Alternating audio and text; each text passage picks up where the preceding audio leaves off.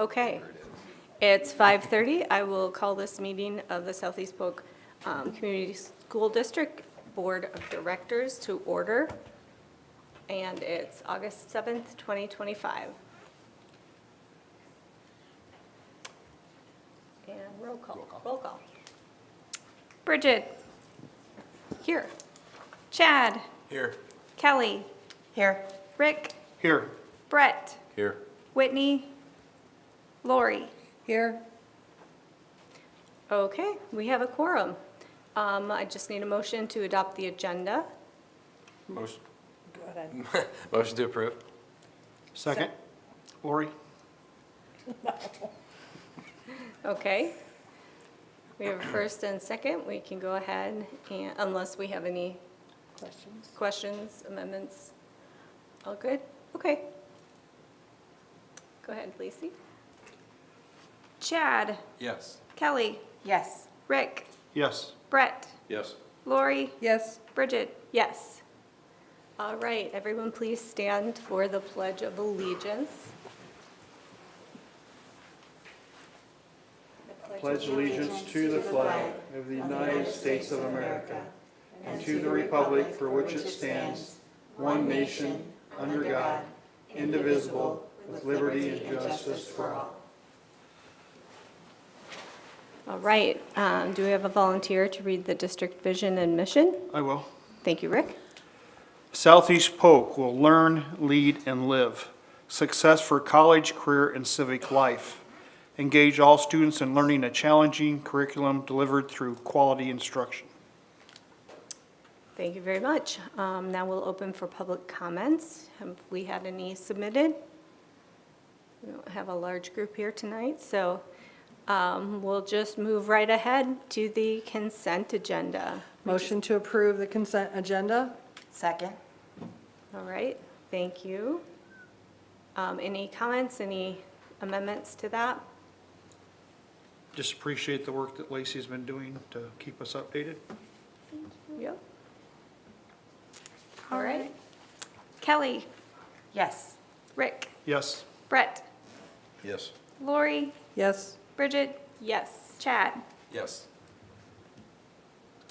Okay, now we're on to new and old business. The first item is the district safety plan, and that is Mr. Horton, right? Is that your? or- Motion It's to it. approve? Oh, sorry. Second. Okay, was there anything you wanted to share? I know. No? Okay. Anybody have any questions or comments that was available to view in Mr. Horton's office? No? Okay, we'll go ahead. All right, Rick, Yes. Brett, Yes. Lori, Yes. Bridget, yes. Chad, Yes. Kelly. Yes. Okay, item B, the Polk County Signal Repeater Grant. Motion to approve? Second. All right, thank you. Do we have any questions, conversation about this item? Just glad to see that we're addressing the problem at 4 Mile Elementary. That's good. I would assume they went through and we've checked all their buildings to make sure they're, don't have any other issues? Because I know this was kind of a,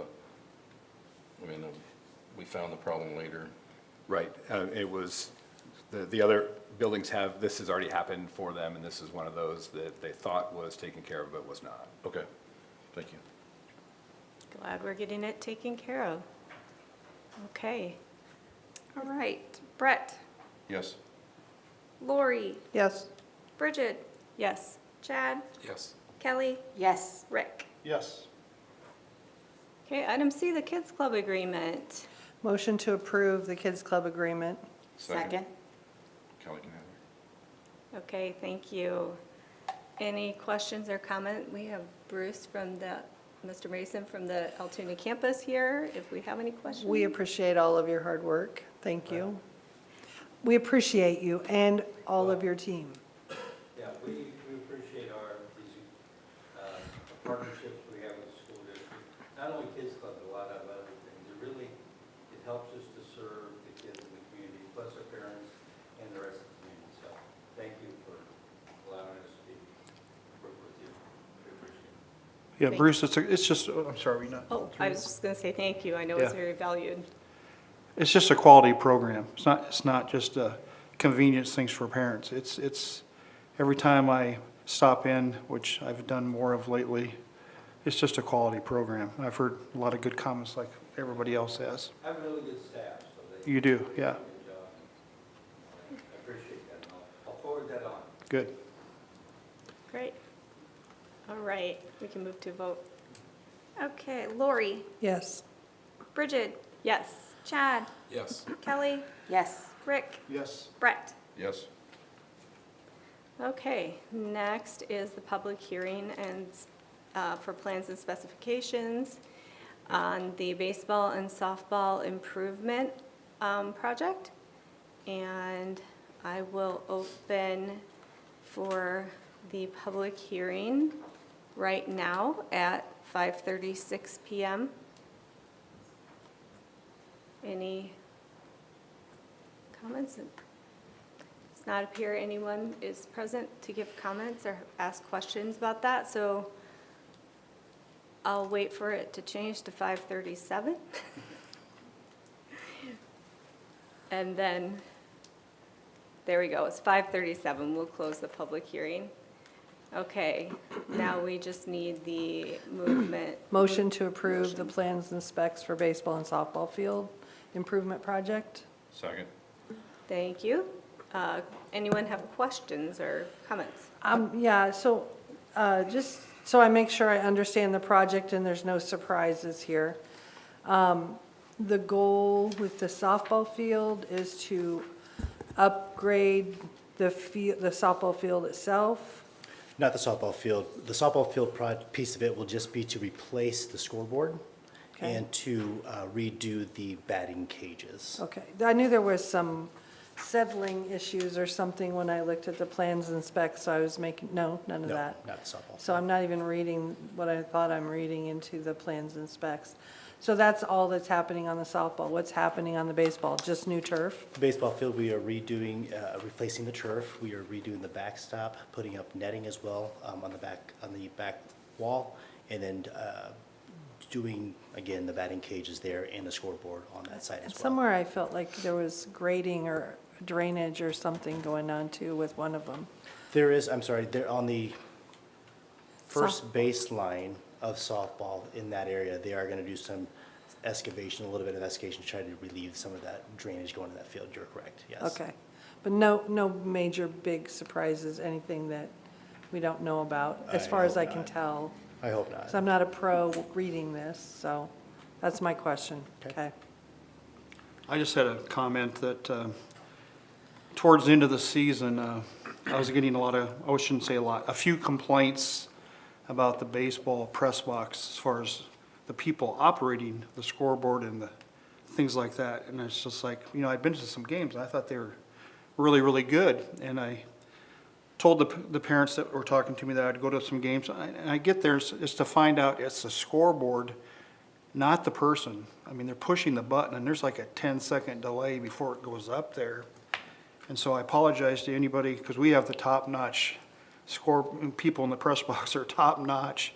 It was just a lack of equipment, and I'm glad we're addressing it. And I hope that's communicated to the parents that it wasn't the fault of the operator, Correct, yeah. That delay of pushing the signal and then changing on the scoreboard was brought to our attention.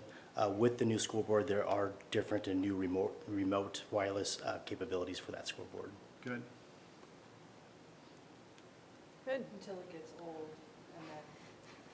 True. I don't think this scoreboard's that old. I mean, in my mind, it's not that old, but they become outdated technology-wise. And they're expensive. Yes, that too. Anybody else? Okay, thank you, Mr. Bacon. Bridget, Yes. Chad, Yes. Kelly, Yes. Rick, Yes. Brett, Yes. Lori. Yes.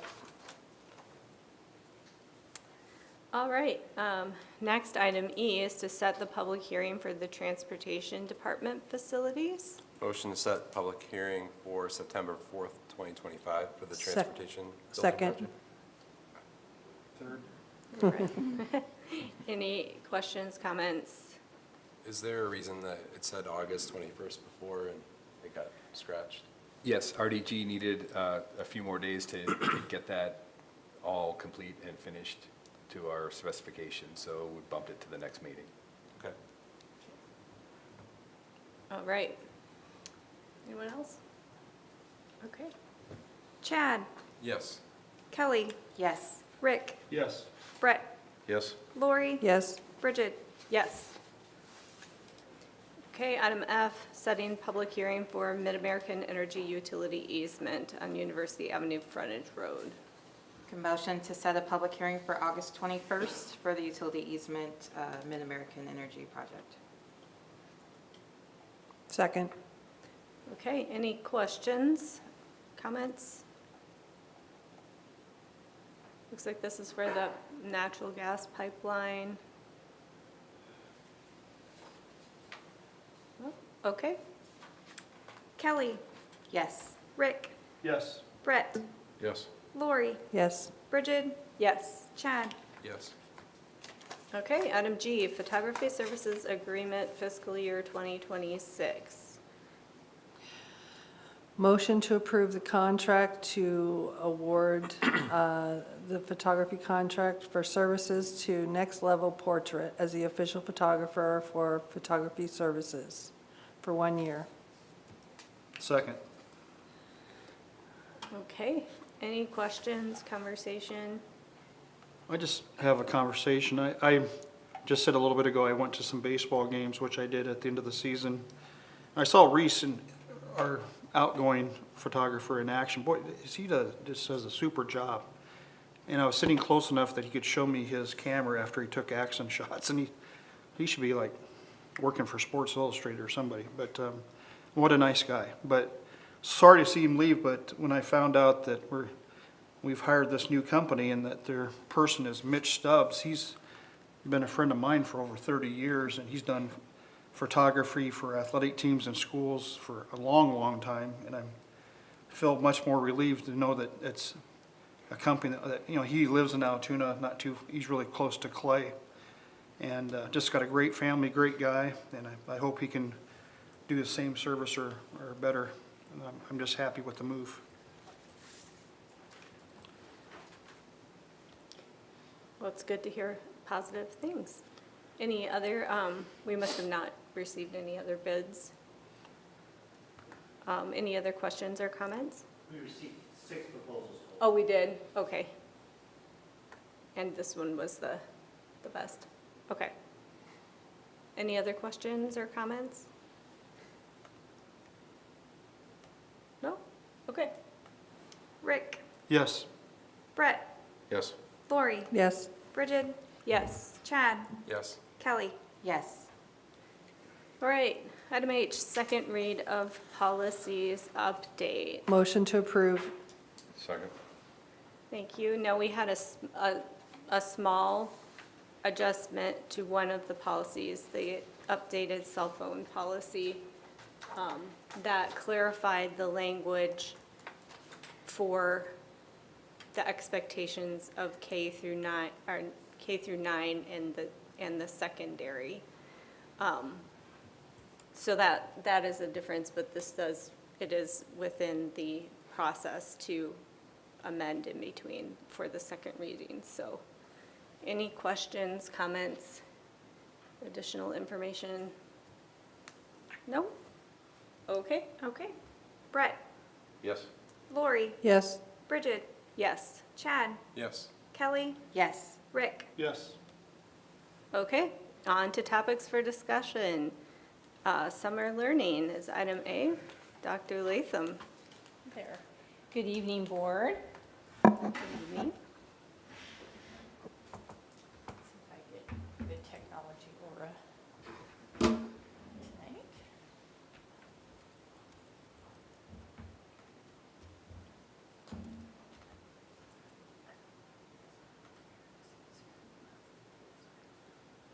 All right.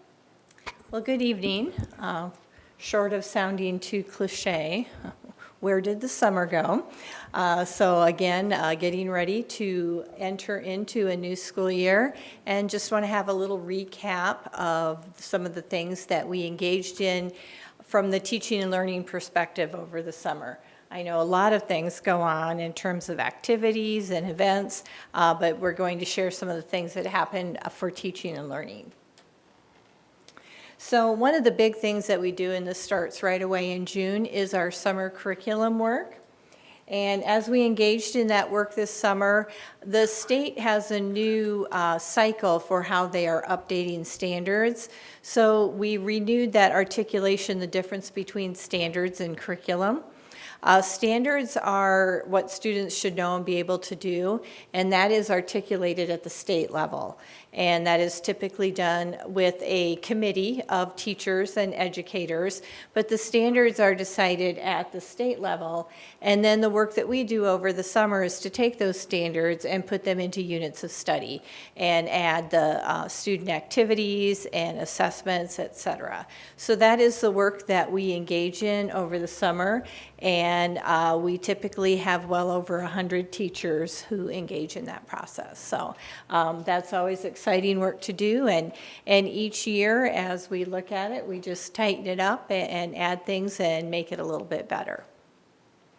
Also during the summer, we have both summer school and extended school year.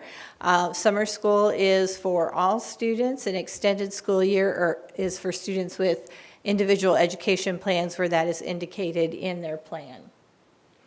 And so we had summer school at 4 Mile, Runnels, and Willowbrook, as well as our 3 secondary buildings, the middle school, junior high, and high school. And we held extended school year at Clay and the junior high. So that, I just believe, finished up last week. So that was during the month of July. I don't know if you heard or not, but we moved. So got the entire teaching and learning team and the special ed department all in that wing. And we're getting things settled out and getting routines figured out. But I told Dr. Halupnik last week, it's something comes up, I go out and talk to a team member, we get it taken care of. It's just wonderful to have our team all under one roof. So we truly do appreciate that. And there's some of the teams. One thing in that second photo up in the center on the top, in the past, we housed all the curriculum materials in the shed. And so rain or snow or cold or warm, when people needed books, we went out to the shed and we got those books. And we have them now in this location, all labeled with the inventory on in the cabinet. So that has been a really positive thing. There's also a lot of storage. And that photo right below shows you, I think those are the social studies books. So we're able to see them for each grade level. And when we have a move-in or a new student come in, then we're able to get those delivered out to buildings. There's also, from that storage, additional materials, and we have a storage room that Mr. Bacom found for us. So we're really happy to have all of our things in one place. And we held our curriculum teaching and learning retreat last week in the curriculum workspace. That is down in the bottom row on the left-hand side. We are receiving new materials this year for grades 3 through 5, as you approved that last May, for Amplify, the CKLA materials, and they are arriving as we speak. And so those are being delivered to buildings. And we also are participating in the state's Open SciEd grant at the secondary level. And a good bulk of that grant is the hands-on materials that you use in science. And so we're receiving those as well. We did have an early bird training for the new literacy materials in July. And we had about 70 teachers come to that training. So we had a really good turnout for that. We will continue with training for both Open SciEd and the new literacy materials during pre-service.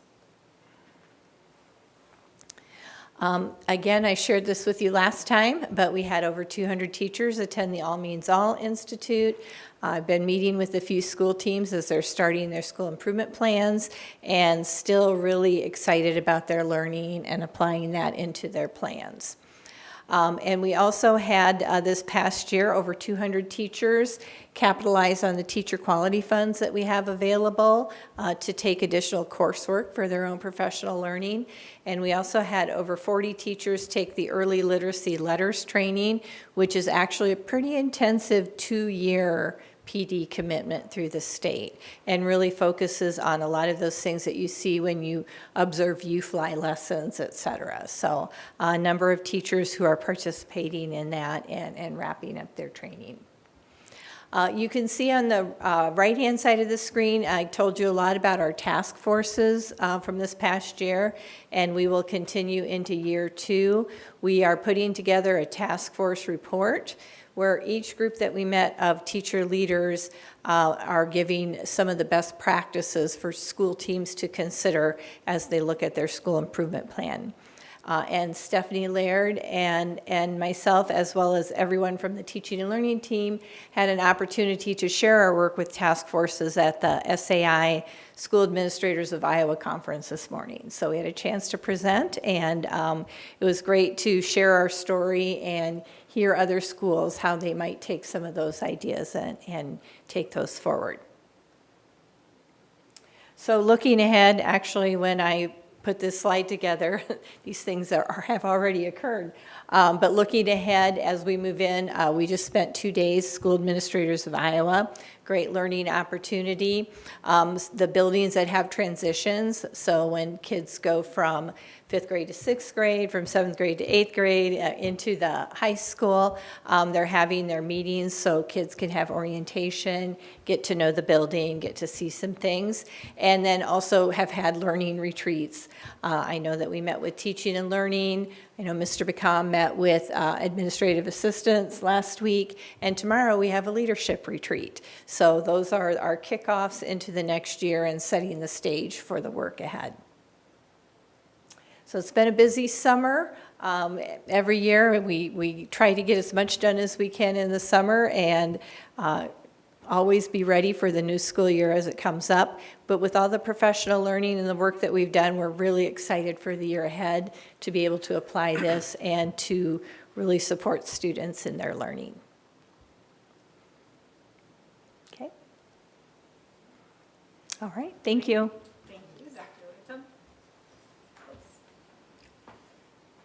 Turn my mic back on. All right, thank you, Dr. Latham. Next, we have the special education delivery plan. And is it Dr. Morris? No. No, okay. It's Leah. Leah Morris. All right. Thank Good you. evening, Board. Thanks for having me this evening, and I'm presenting to you tonight the Special Education Service Delivery Plan, which is required by the Iowa Department of Education, and I want to just give you an overview of the process we use for the plan and then give you a chance to ask questions. So we started in January until May. We had a committee meet 5 times to address the 4 core questions of that plan. How will services be provided to eligible individuals? How will caseloads be determined for our special education teachers? How will we resolve caseload concerns? And then how will we evaluate the effectiveness of our plan? We had 21 committee members representing parents, teachers, administration, and AEA. And for each of the questions, we specifically examined delivery models and caseload examples from a range of districts, those that are similar in size to Southeast Polk and those that are smaller and larger. So before we really dove into answering the questions, we wanted to do some data review. And some of the data I'm going to give you this evening is not in the plan, but we first looked at enrollment trends at Southeast Polk and then compared to other districts. And we looked at our enrollment trends over the past 5 years, so from the fall of 2020 to the fall of 2024. Our certified enrollment increased by 685 students, which is 10%. So we were, in the fall of 2020, we were 6,836 students. In the fall of 2024, 7,500 students. And so then during that same period of time, our number of eligible individuals with IEPs increased by 203 students, which is 24%. We went from 837 to 1,040. 1,040? Yes. Southeast Polk is the 14th largest district in Iowa by certified enrollment, and we are the 12th largest district by the child count numbers. Then we looked at academic performance at Southeast Polk and at other schools, and we looked at proficiency rates for students with IEPs in ELA and math. And I'm not going to give you a lot of data on this, but we looked at the last 4 years, and in ELA, our IEP students averaged 24% students were proficient on ISASP. And then we looked at 4 other districts. We were 26%. Those districts ranged from 25% to 31%.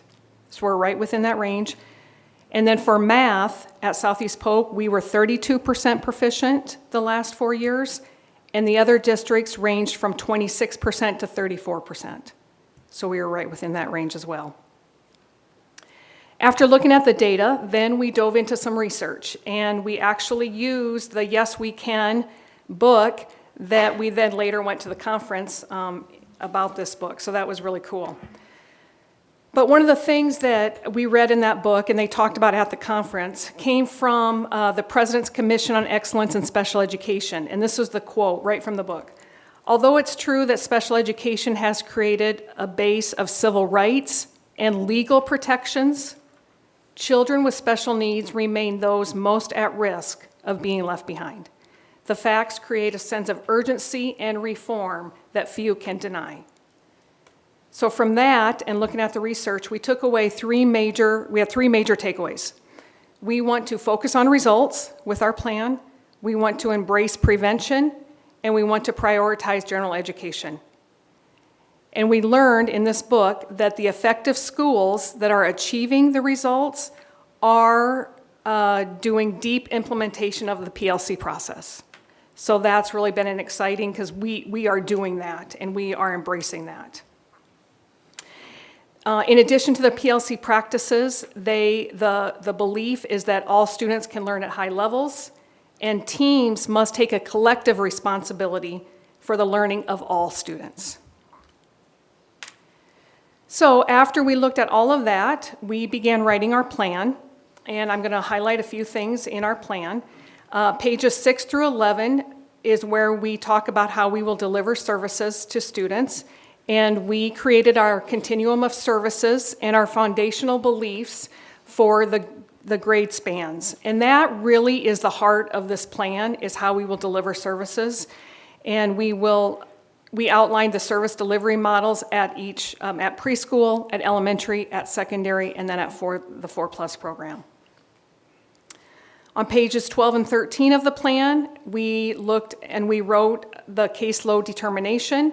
It's a little bit different than our last plan. It's a little bit simpler, but we will use the Iowa Department of Education's weighted matrix that they have, and we will align the teacher caseloads with the student needs. So there's kind of a process we go through. It's all in the plan. We will give a multiplier to each level and then have a total, and to make sure that we're within ranges for special education teacher caseloads.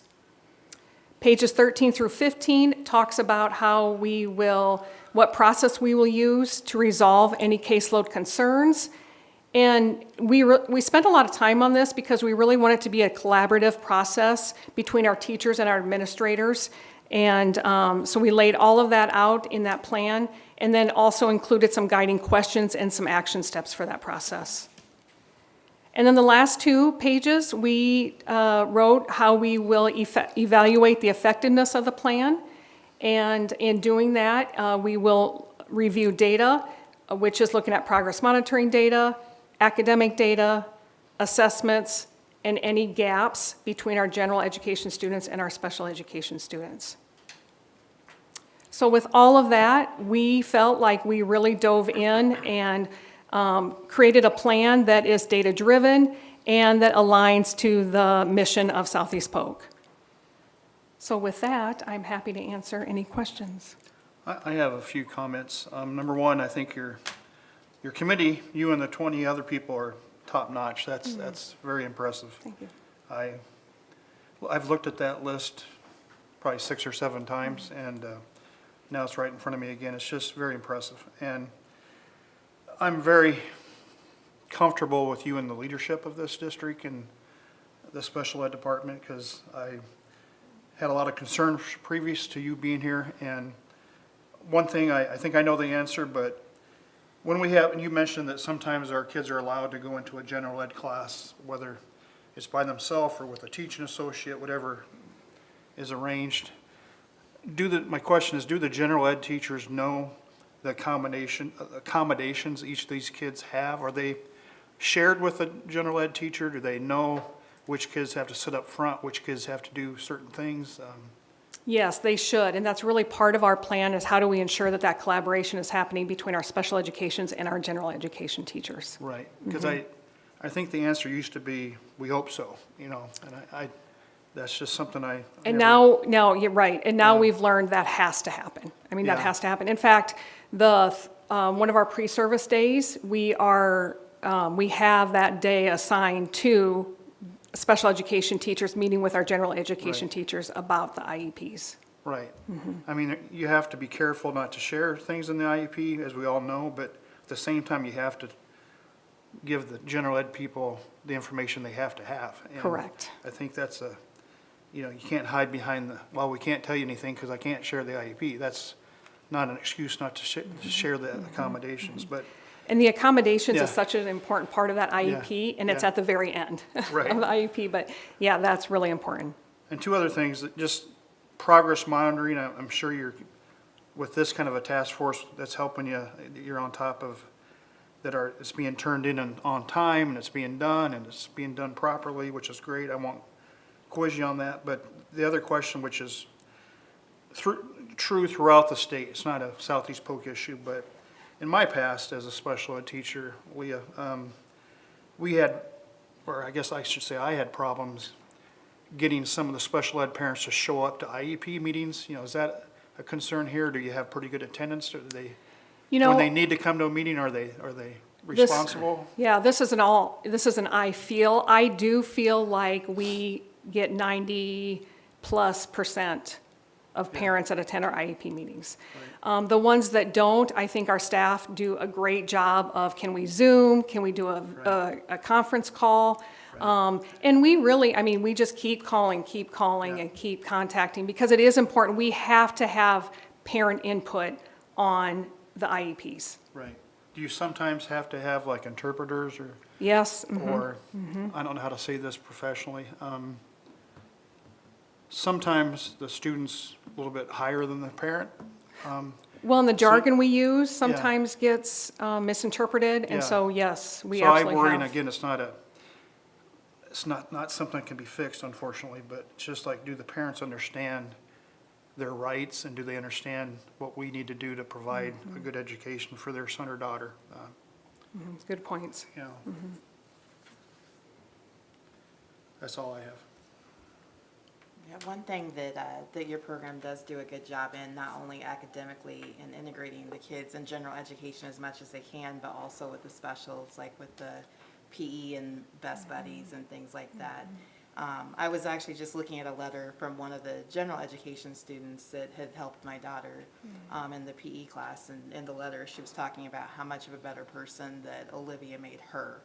And so by doing that, not only are you helping the student, perform in the highest environment that they're able to do, but you're also impacting our general education kids and teaching them to be more compassionate and better people. So, That's great. and that's one thing that I know, firsthand, that our district does very, very well. So I appreciate you very much. Yeah, awesome, thank you.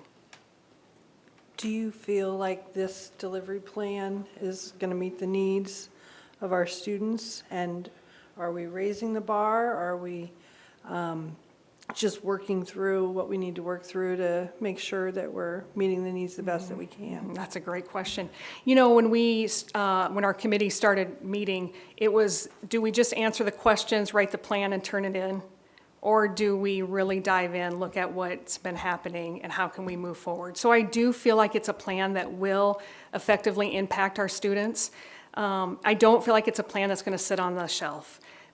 Because of the continuum of services that we have, and those are in color, specifically because those are the pieces that we will pull out of the plan and share with all of our secondary teachers, all of our elementary, all of our teachers, all of our staff. We'll share at the principal's retreat tomorrow. So I do feel like the plan will be put in front of people because it's important, and the things that we do are important. Thank you. I think this looks like a really well thought out plan. Obviously, you had a great team to work with, as Mr. Powell said. I like the simplicity of the scoring matrix in terms of caseloads. That makes it more data-driven to know what those loads look like. That being said, I'm sure every kid's unique, and a 1.15 here might take more effort than another 1.15. Like a level 2. Is there room in that process for, I know that you've got, I read through the process that, you know, if a teacher feels like their caseload is too much, they can request a review. Does that include even if like they don't go over that 10% threshold? Absolutely, absolutely. And we really want those informal conversations between those teachers and the administration and talk about how can we redesign the roster, can we move a student, can we do something different? And I think a lot of those things happen automatically, even without the plan. But yes, absolutely. Based on, I guess, what you know right now of students that have enrolled, I know that changes day to day. Do you feel like we've got adequate staff and coverage right now? I hope so. Okay. I hope so. There's some, in some areas we don't, and we're looking at how can we address those areas. And it is hard because in August we get new students. And so I think, you know, I have emails coming to me saying, hey, we got this new student. It looks like they're going to need a program, a more intense program. What does that look like? So it's a little too early to say. Right now we're okay, but a week from now, yeah, it could be a lot different. One other question. So I noticed that the AEA is mentioned in here multiple times. Is anything changing in terms of the support that we're getting from them or services from them this year?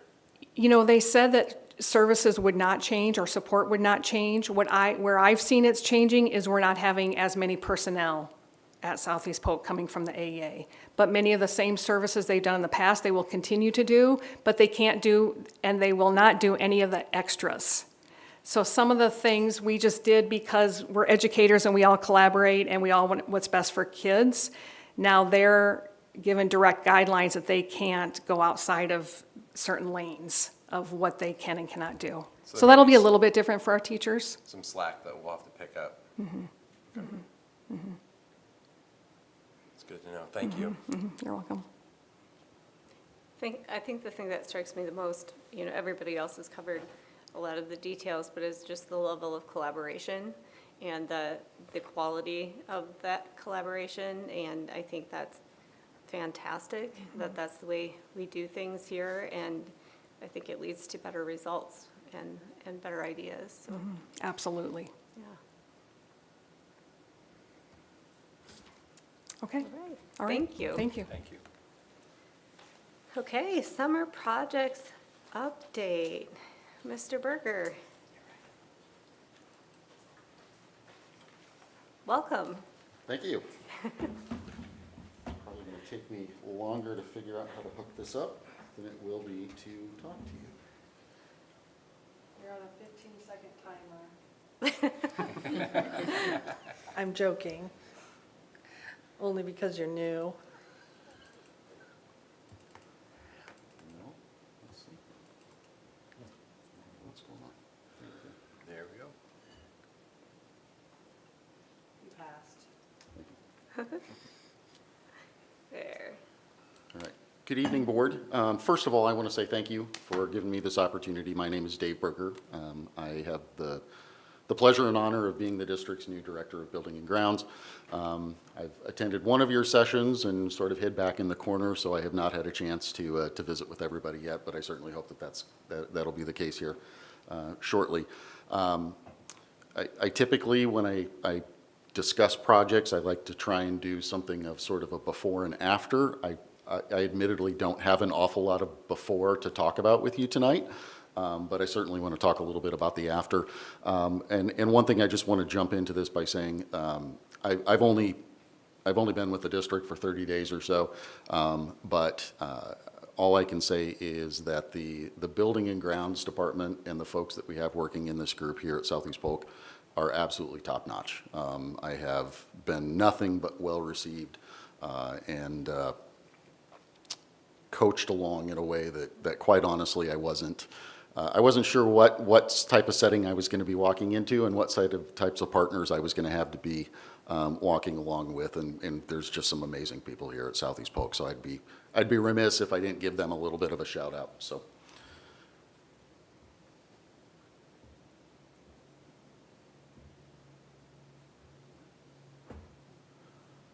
So one of the things, and I'll admit, as I have had conversations with folks, it's my understanding that there were a number of projects that were brought to the board for consideration, or funding requests that were brought to the board for consideration. Last year, 5 sort of particular elements. There was related to building envelopes, some finishes, some concrete work at 4 Mile, some additional concrete work at the high school, and some tennis court resurfacing. So I'm just going to give you just a really quick little snapshot of where we're at with these, and sort of go from there. Certainly open it up if there are any questions after the fact. So the building envelope upgrades, that was primarily focused on the junior high building and 4 Mile. That was related to some roofing work. 4 Mile is shown on the left-hand side. The junior high is shown on the right. The hatched areas are those portions of the existing roofs that were replaced. And as it sits right now, the contractor has completed all of the work in terms of installing the new roofing material. They do have a couple of things to wrap up in terms of finishing up some detail work around the edges. That's actually scheduled to be completed, so everything will be wrapped up. We're looking to punch this project with the architect probably sometime next week. So that project is moving along, and everything is doing exactly what it should. Especially in light of all the rain we've had, I can absolutely attest that it's doing what it's supposed to in the areas where it's been replaced. As far as the interior finish work, there were a variety of different things I think that were sort of brought up initially. Maybe that was a little bit of a catch-all category, carpet, floor, doors, painting, some things like that. And I do know that there was some assessment done by the Building and Grounds team working with building leadership prior to the start of the summer, really sort of identifying where the most specific needs were.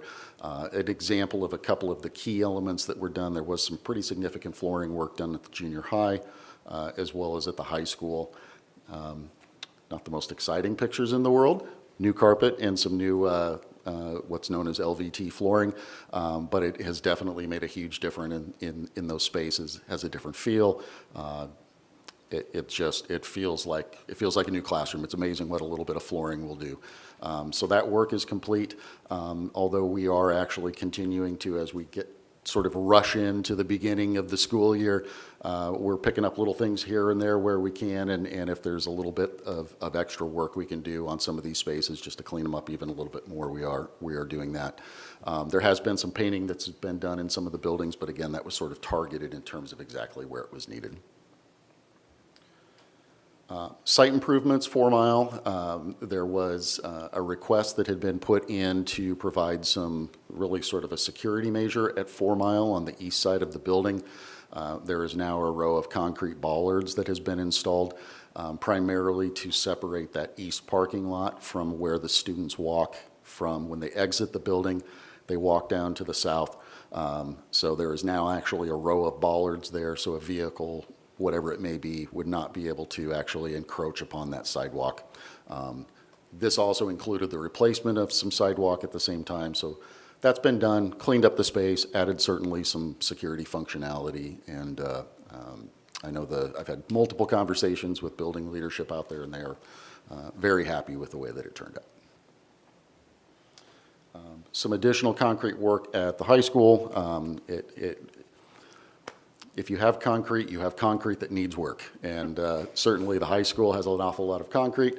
Grimes Asphalt, who also completed the work at 4 Mile, they also just recently completed some work on both the east and west sides of the high school, as well as some roadway work on the south side.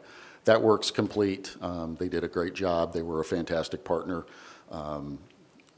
Brought forward some of those things we like to see in our contractors, which is, they acknowledged when there were a couple of things that didn't go quite right. They raised their hand and said, you know what, we're going to go ahead and take care of it, and they did. So they were great to work with and did a quality, left us with a quality project. The last item that was on that list of sort of core items going into the summer was the tennis court resurfacing at the high school. That was completed right mid to late June, I believe, late June, early July is when that was completed. That work included some stabilization of the court. Essentially, the underlying asphalt was, cracks were sealed, reinforced a little bit, things like that. Just make sure that we have a stable playing surface. Then it was resurfaced and restriped. If you haven't been over there, it looks great. Turned out very, very well. We should have many, many years to come of good quality service out of those courts. I just made a list of a couple of other things that were accomplished over the course of the summer. There were some renovations that were completed over at the junior high school, specifically to create some locker spaces for the girls wrestling program. That was actually just wrapping up here within the last week or so. Few little things to wrap up, but that's certainly going to add some functionality that program needs. Mitchellville Elementary, there was some reconfiguration of a couple of spaces specifically for the special ed students in that building. Actually, creation of some walls, provide a little bit of sort of independent workspace, as well as we did a little bit of flooring work there, just kind of clean the space up and make it more of a motivational type space to be. So it turned out really well.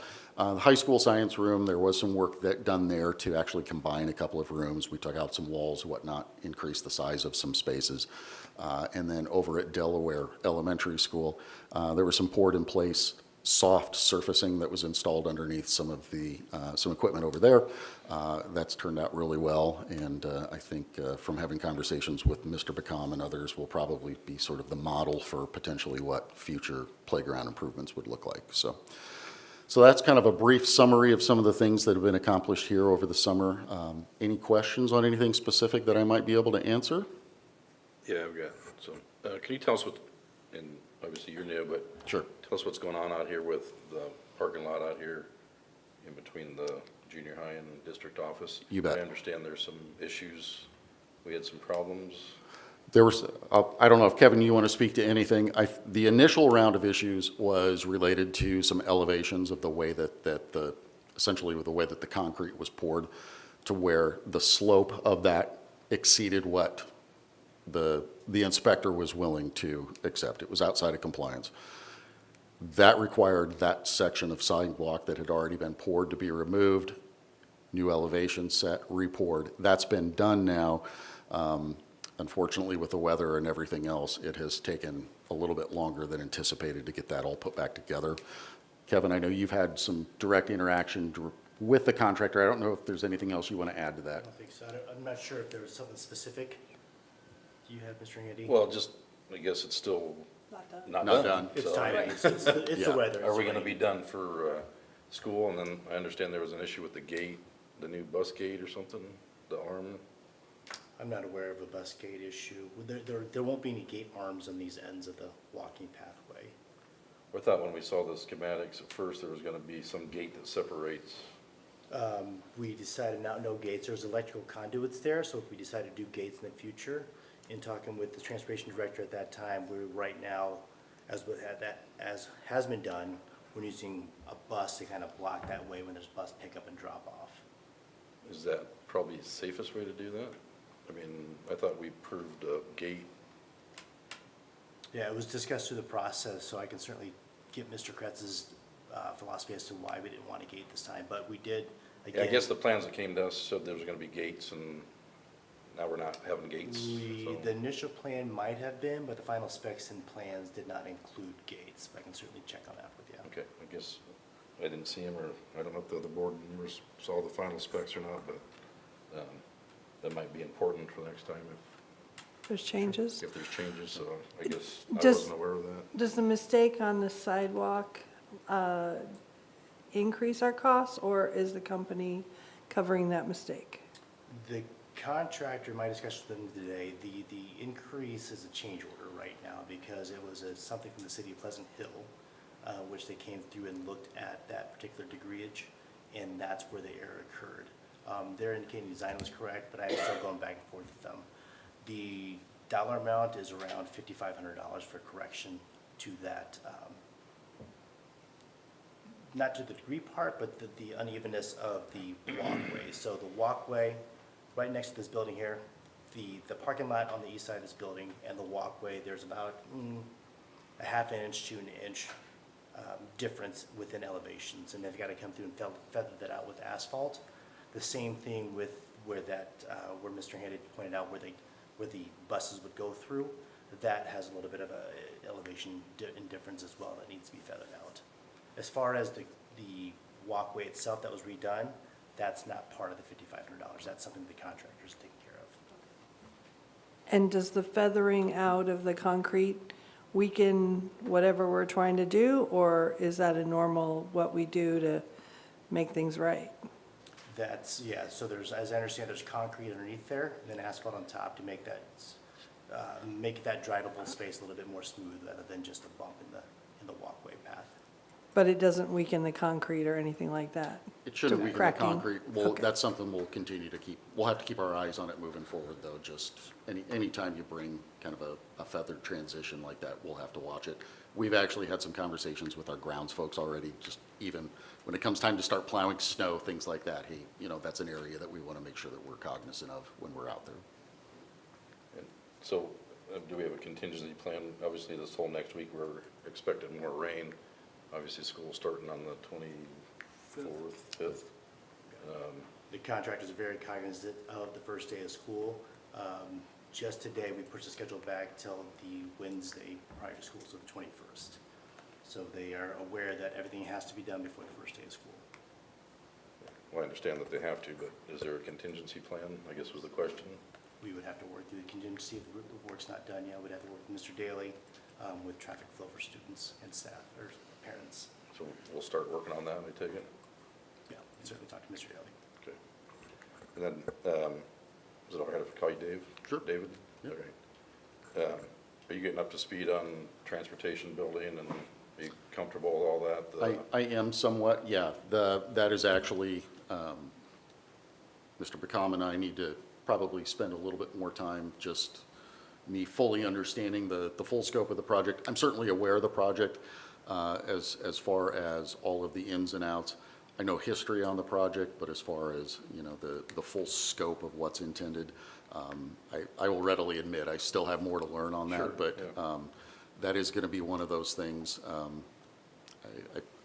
believe part of my role is to have my hands sort of in the whole process throughout, any capital projects moving forward. So I will absolutely be looking at every line and every letter on those pieces of paper, so. Yeah, obviously, we understand you just got here, but just, yeah.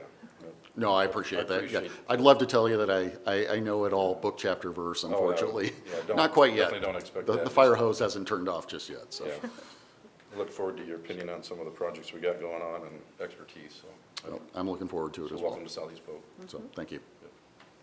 Are there any other projects other than maybe this sidewalk thing that we were concerned about wrapping up before school starts? Before school starts, no, quite honestly. I think we're, the biggest thing right now is sort of the mad dash of just simply getting buildings ready. So from a capital improvement standpoint or a project standpoint, no, I don't think we have an awful lot that we're terribly concerned with. Nothing that would have any impact on our ability to deliver services to students. It really is, at this point, just can we make sure we get all the floors waxed and all the furniture back and everything else that we need to do before that first day of school. We have a few, like I say, just a few little things that we're continuing to wrap up. Might we have a situation where the little vinyl baseboard isn't present in a portion of a room on the first day of school? It's possible. It's certainly not our objective, and everybody's running like crazy right now to make sure we're there. So, Okay, appreciate that. but, yep. How about, how's 4 Mile doing where the water came in? Is that all? Yes, yeah. Actually, they're in good shape. And I will answer the question with a question. Which water event are you talking about? Because we've actually had 2 water events over there. We had a situation that occurred a couple of weeks ago where we had a roof leak. That was resolved. It did result in a little bit of damage in one classroom, but we've had that remediated. The space is going back together, and we're planning on having new casework and everything else in place by the time by the time kids walk in on the first day. Probably not by the time that the teacher walks in. But that one is being resolved and is moving along just fine. We did have an incident a couple of days ago where we had a pretty significant water release on the east side of the building. Issue with a water main resulted in some water in the building, fair amount of water in the building. Again, the building and grounds folks did an amazing job of stepping up and jumping right on it. We brought in some outside partners and Service Master. They helped us with some initial cleanup, dry out, things like that. They've been monitoring the site for us to make sure that everything is doing what it needs to do. And they're in good shape there. And then we're actually going to do a little bit of supplemental cleaning there over the weekend just to make sure that, just so that we can know without a doubt that we've, done everything we can. This was totally unplanned. And so it sort of undid some of the things that the building custodial staff had already done. So we'll have a little bit of work to do this weekend, but we're very confident that we'll be good to go. And we've been communicating with Tammy, building leadership there, and I believe she's comfortable. Great, So, thank you. nothing else? Thank you very much. I appreciate it, and look forward Thank to you. visiting Yeah, in the future. welcome. Thank you. Great. Okay, enrollment update, that's Mr. Horton.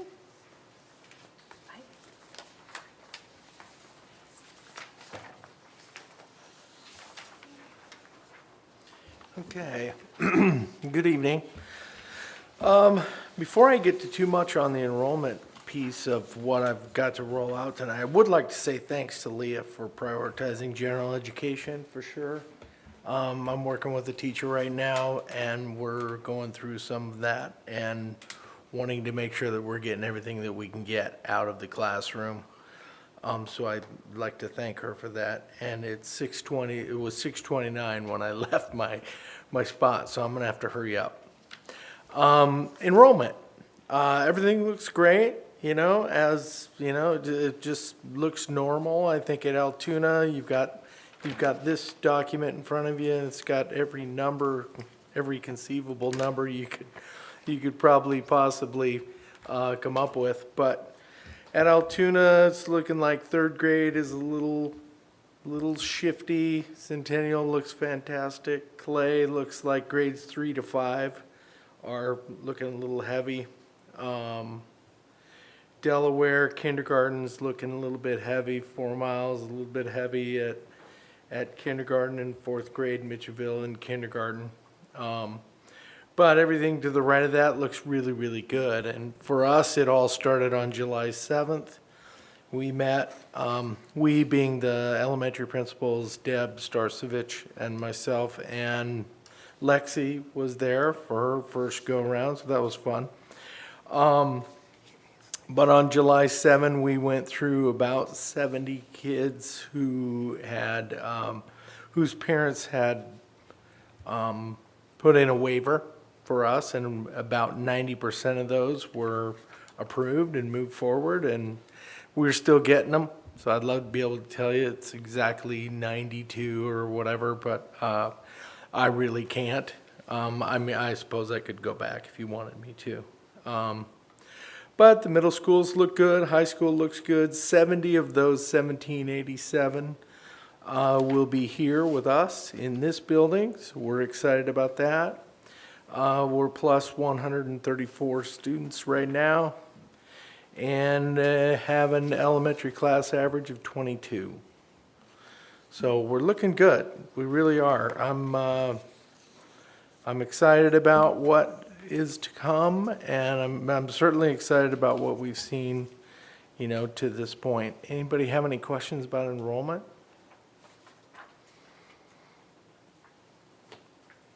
Okay, good. Now, you all should have some paper, Bridget at least has some paperwork that needs signatures on it. One of those is for the HERD grant, and I think I marked at the top what they are. One's for the HERD grant, the other's for the Polk County Community Betterment, Community Development Grant. And then lastly, I think the third one is for the, for HERD, which we'll be talking about just a little bit tonight. I know we left off and we were up in the air about, how much money it was gonna cost us and what would be our level of financial commitment to, this project going forward, this diversion project. And City of Altoona came through with, I think, $60,000, so that was wonderful. And what we're going to do with the other municipalities, I'm not sure yet. But I know we're going to start, and we're going to get going, and we're going to get kids from Altoona the levels of help that they need.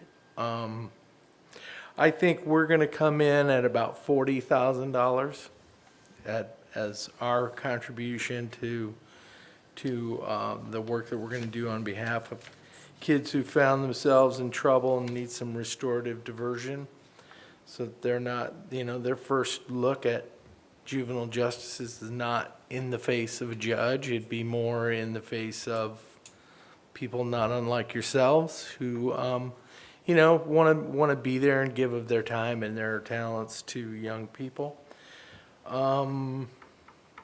Currently, we're putting together a group of leaders for our team, like a president and a vice president and secretary and so on and so forth. So that'll be fun. In fact, that comes up next week at next week's HERD meeting. So that'll be good. And it's really starting to feel like things are starting for our team and for our people who see this as really good work that could really benefit kids. And then obviously I want to keep you all abreast of where things are currently and where they're going to go or where they might go, and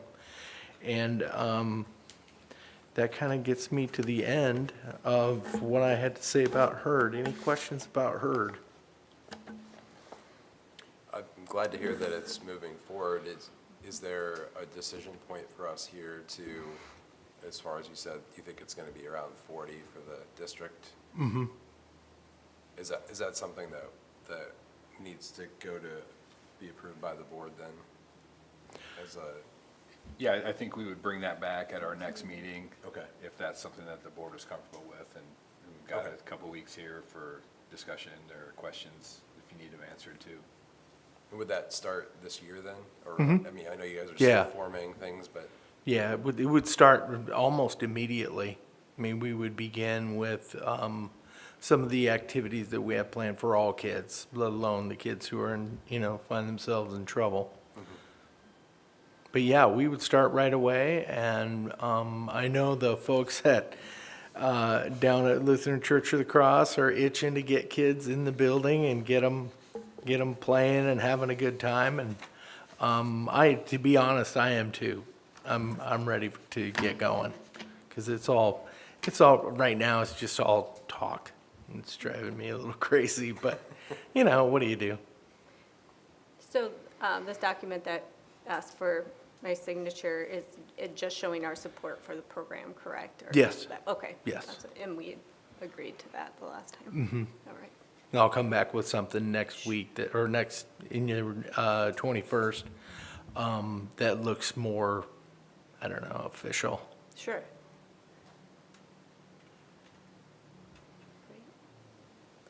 All right. If we don't have any more questions, thank you very much. Motion to adjourn.